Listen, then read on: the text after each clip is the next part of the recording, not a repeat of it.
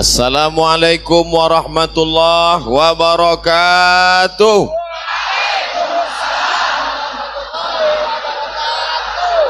Bersyukur kepada Allah dengan ucapan Alhamdulillahi Rabbil Alamin.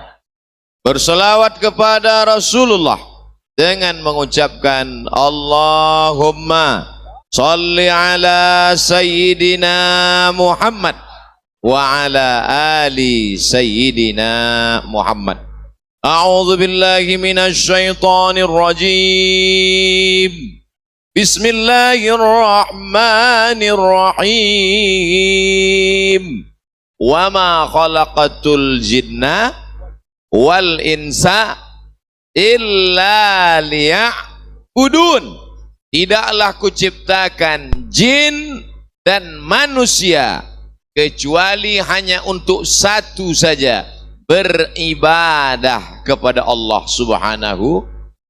Yang tadi melangkahkan kaki ke rumah kemari, maka setiap langkah kakinya adalah ibadah.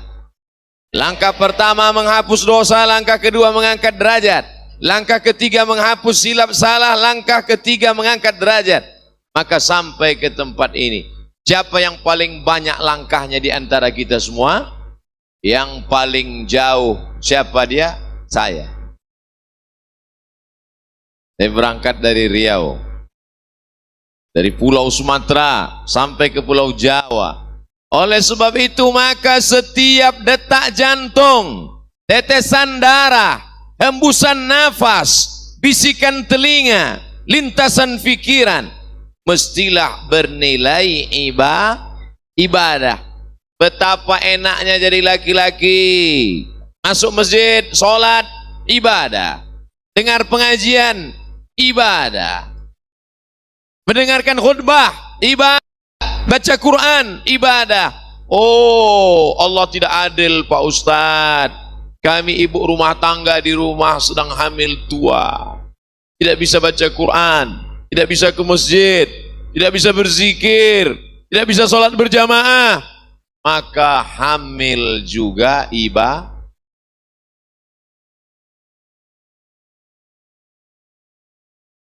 Tidak ada. Loh, Ustadz kok bilang hamil itu ibadah? Anaknya lahir menjadi anak yang somat. Anaknya lahir menjadi anak yang saleh. Kalau ada bapak yang cuman baca Quran, selesai baca Quran, stop, berhenti. Tapi ibu punya anak penghafal Quran. Meninggal ibu, amal bapak yang tadi rajin baca Quran, stop. Tapi ibu yang punya anak buah dari ibadah, maka anaknya lahir hafal Quran. Orang yang hafal Quran satu hari ngulang hafalan 2 juz, maka 1 bulan dia khatam 2 kali, 1 tahun dia khatam 24 kali.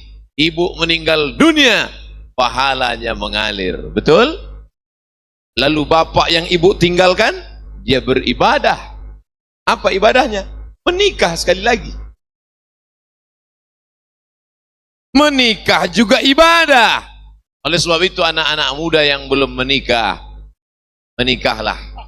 Karena nikah adalah ibadah. Tapi jangan penjelasan ini dipelintir. Nanti ada bapak yang nikah diam-diam. Pas istrinya nanya, teganya kamu mas, kenapa nggak ngasih tahu? Adinda, nikah itu ibadah. Maka kalau ibadah nggak boleh ria, harus ikhlas. Nggak ada yang tahu. Ini bertentangan dengan hadis Nabi Muhammad sallallahu alaihi wasallam. Nabi bersabda, "A'linu hadzan nikah." Kalau nikah jangan diam-diam, a'linu, umumkan supaya orang banyak tahu, supaya menjadi syiar. Jangan sampai boncengan laki-laki perempuan menimbulkan fitnah. Kamu bonceng itu siapa? Ini istri saya Pak Ustadz. Kapan kamu menikah? Ustadz nggak kami undang. Kenapa kamu nggak undang saya? Karena waktu nikah kami pakai keyboard tunggal lagu dangdut. Maka acara walimahnya pun ibadah. Karena yang datang waktu itu menerima makanan, menyantap santapan, dan mereka mendoakan, barakallah lakuma wa baraka alaikuma wa jama'a bainakuma, disatukan antara kalian mempelai laki-laki dan mempelai perempuan bi khair. Saat itu tak lagi ada tembok Berlin di antara kalian. Tembok apa maksudnya Pak Ustadz? Ini laki-laki, ini perempuan. Laki-laki perempuan tidak boleh disatukan, karena kalau sampai mereka bersatu akan lahir anak laki-laki dan anak perempuan. Tapi setelah menikah, yang sebelumnya haram dipikirkan, yang sebelumnya haram dilihat, yang sebelumnya haram disentuh, maka setelah itu justru menjadi ibadah. Menikah ibadah, punya anak ibadah. Ini namanya ibadah badan. Melangkahkan kaki, ibadah badan. Menghayunkan tangan, ibadah badan. Menggerakkan mulut, subhanallah, subhanallah, ibadah badan. Membuka kelopak mata, ibadah badan. Berpikir tentang ayat Al-Quran, ibadah badan. Ini semuanya ibadah badan. Insya Allah semua yang hadir malam ini sudah beribadah badan. Saya dengar Pak Ustadz, mendengar ibadah badan. Kamu pikir telingamu itu dikasih Allah gratis? Akan ditanya, la tazulu qadama abdin, kaki anak Adam akan tetap tegak berdiri sampai ditanya oleh malaikat. Apa pertanyaannya? Di antara pertanyaan untuk badan, anjismihi fima abla, telingamu kemana kau pakai? Mendengar pengajian ya Allah. Di mana? Di Masjid Az-Zikra. Az-Zikra Sentul apa? Galaksi. Galaksi Bekasi ya Allah. Bekasi apa Bogor? Bekasi ya Allah. Kamu langsung menyaksikannya? Tidak ya Allah. Dari mana? TV One. Memang beda. Allahu Akbar. Matamu kemana kau pakai? Mataku kupakai membaca Al-Quran. Apakah kau menangis? Ya. Kau menangis karena ayat itu bercerita tentang azab neraka? Tidak. Kenapa kau menangis?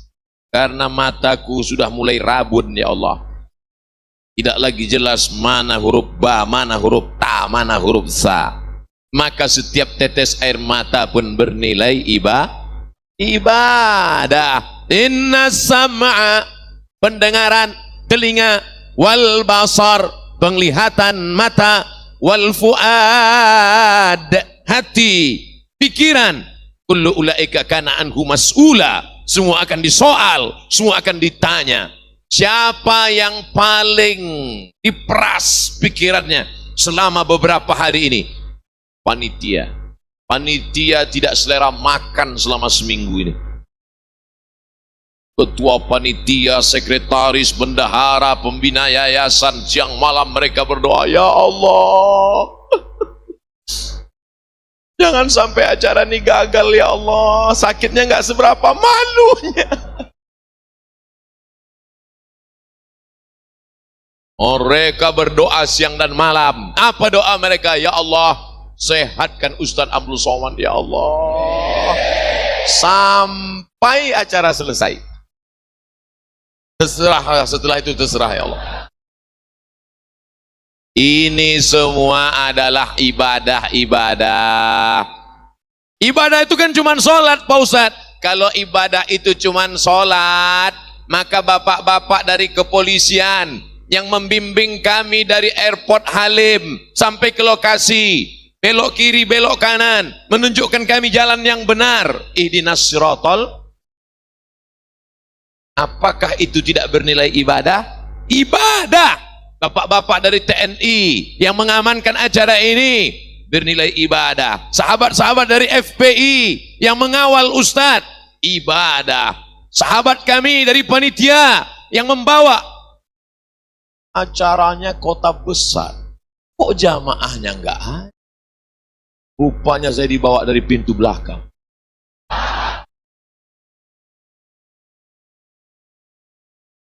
Jamaah di depan sejauh mata memandang, Masya Allah, Tabarakallah.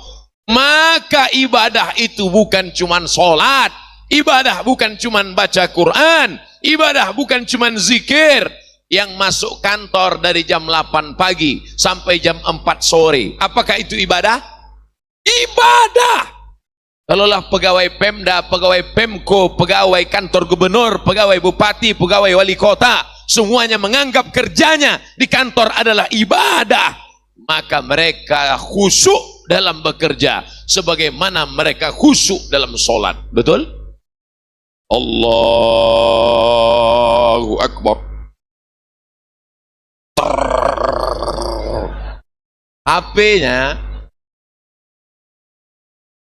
HP-nya vibrator. Apakah ada yang berani membatalkan sholatnya? Ada? Tidak ada yang berani membatalkan sholatnya. Kenapa? Karena aku sedang dalam ibadah. Begitu habis cek log, masuk kantor jam 8 pagi. Terima kasih. Pas sedang duduk-duduk, datang teman ngajak. Bro, ya, ente lagi ngapain? Lagi duduk. Udah cek log? Udah. Yuk jalan ke mall yuk. Aku sedang ibadah. Berani berkata demikian? Takbir. Assalamualaikum. Waalaikumsalam. Ente lagi di mana nih? Di kantor, bro. Ayo kita jalan yuk. Aku sedang ibadah. Ayolah ngopi sebentar aja. Aku yang bayar. Oke. Sebagaimana engkau tidak berani curang dalam sholat, begitu jugalah engkau tidak berani curang di kantor. Kenapa? Karena sholat adalah ibadah dan kantor juga adalah ibadah. Tapi jangan dibalik. Hayya 'alas shalah. Bro, ayo ke Masjid Az-Zikra yuk. Saya sedang ibadah. Jangan dibalik. Ini banyak jamaah yang ngaji tapi pandai interpretasi. Itu azan sudah berkumandang, ayo kita ke masjid. Buat laporan juga ibadah.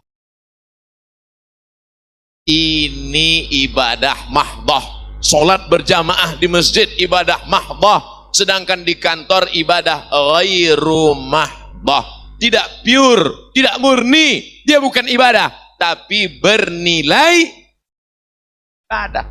Makan ibadah apa enggak? Semua setuju.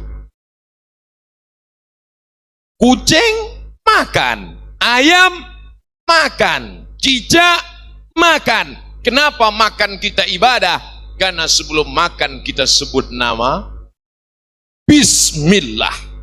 Saya makan di rumah Pak Ketua Pembina Yayasan Az-Zikra, Bismillah.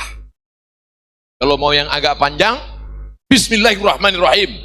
Yang lebih panjang, Allahumma barik lana fima razaqtana wa qina adzabannar. Kenapa Ustaz pendek saja? Saya lapar.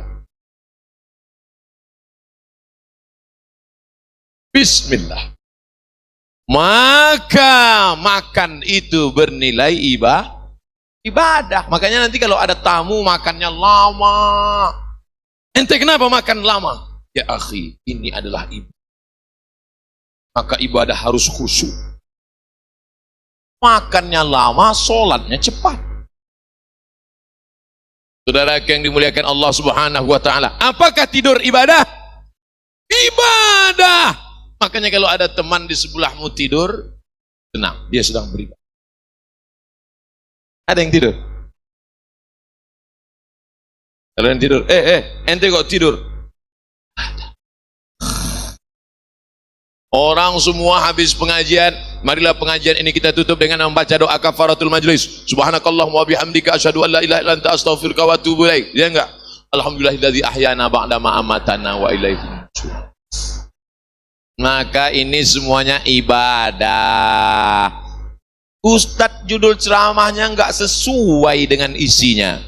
Ceramahnya kan tentang wakaf produktif. Sementara dari tadi nikah ibadah, tidur ibadah, makan ibadah, di kantor ibadah. Gimana mau punya harta harta kalau tidak kerja. Coba saya ceramah langsung, marilah kita berwakaf, marilah kita bersedekah, marilah kita berinfak. Selesai acara, siapa yang mau bersedekah? Nggak ada Pak Ustaz. Kenapa? Nggak ada duit. Makanya yang perlu dibangkitkan pertama, semangat bekerja, bangun pagi. Siapa yang paling banyak berkahnya? Doa Nabi, Allahumma barik li ummati fi bukuriha. Berikanlah berkah pada umatku di waktu pagi. Siapa yang bangunnya paling pagi, dialah dapat berkah paling banyak. Bekerja, bismillahi tawakkaltu ala Allah, la haula wala quwata illa billahil aliyyil azim.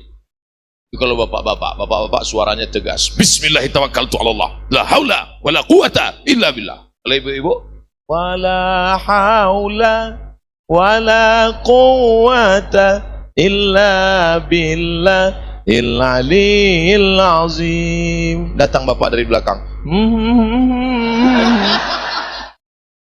Saudara yang dimuliakan Allah Subhanahu wa taala, semua yang saya jelaskan tadi itu namanya ibadah badan. Sekarang kita masuk ibadah yang kedua, namanya ibadah harta. Biasanya orang kalau cerita ibadah badan semangat. Bapak siap mau tahajud? Siap. Ibu siap mau zikir? Siap. Siap mau ibadah harta?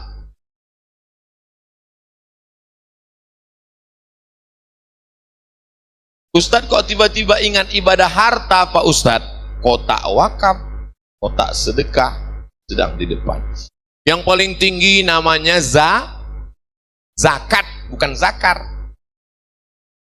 Zakat. Kamu sudah bayar zakat? Saya sudah bayar zakat Pak Ustadz. Setiap tahun? Setiap tahun, tidak pernah absen Pak Ustadz. Berapa zakatmu? 2,5 kilo. Itu zakat fitrah blow on. Yang dimaksud ini zakat mal. Mal artinya miring. Mal miring. Makanya dalam Quran ada cara membaca imalah. Bismillahirrahmanirrahim. Tulisannya majroha, tapi bacanya miring. Bismillahirrahmanirrahim. Namanya imalah. Mal artinya miring. Kenapa harta itu dalam bahasa Arab disebut mal? Karena hati kita miring ke harta. Orang Arab menyebutnya mal, orang Barat menyebutnya mall. Ada Masjid Az-Zikra, ada mall. Kira-kira hati kita miring kemana?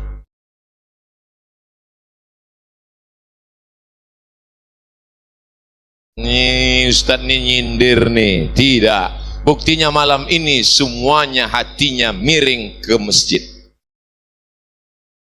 Setelah dari mall.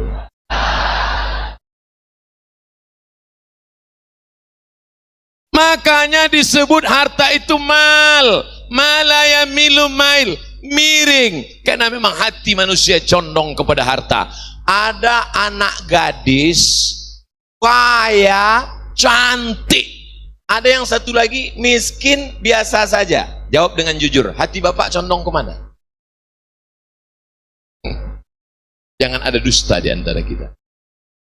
Oleh sebab itu kalau ada orang datang perampok ke rumahnya, perampok itu membawa pisau yang tajam, bertanya, pilih mana? Nyawa apa harta?